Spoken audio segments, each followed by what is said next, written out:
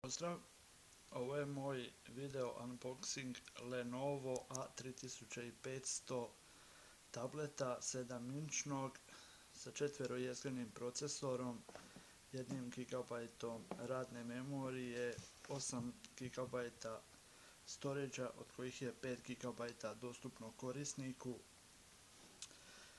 Najosnovniji model bez 3G podrške.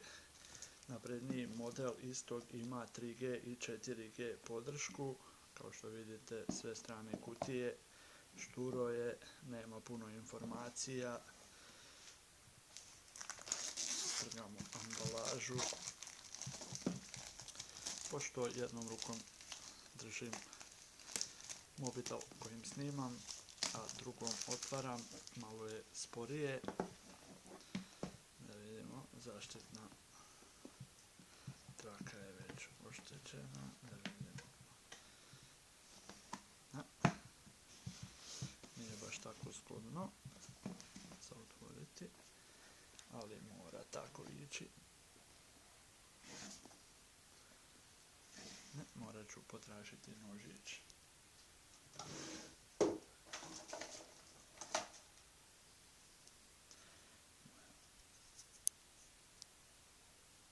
Britvica.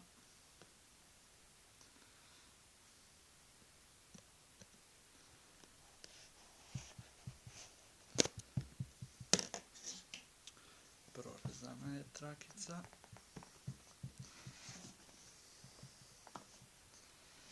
Moram spustiti na kratko uređaj.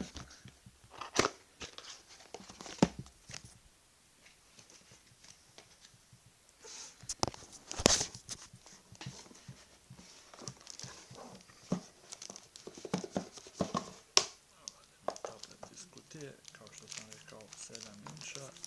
Sam tablet nema stražnju kameru, samo prednju 2 megapiksela.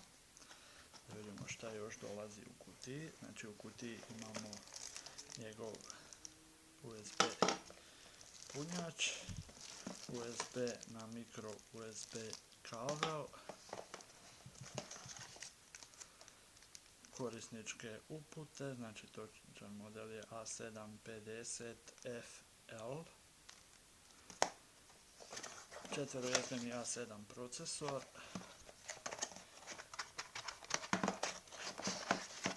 i to bi bilo to što se nalazi u kutiji. Vadim tablet iz zaštitne folije.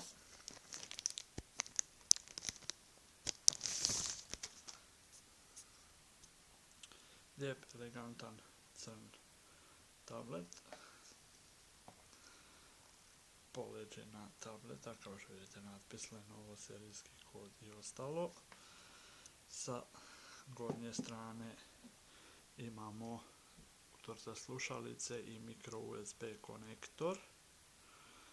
Sa bočne strane ništa, od dolje ništa. Sa druge bočne strane imamo tipke za pojačavanje i stišavanje, te tipku za paljenje, i imamo utor za mikro SD kartice. U usporedbi sa mojim dlanom, znači tablet je otprilike te veličine.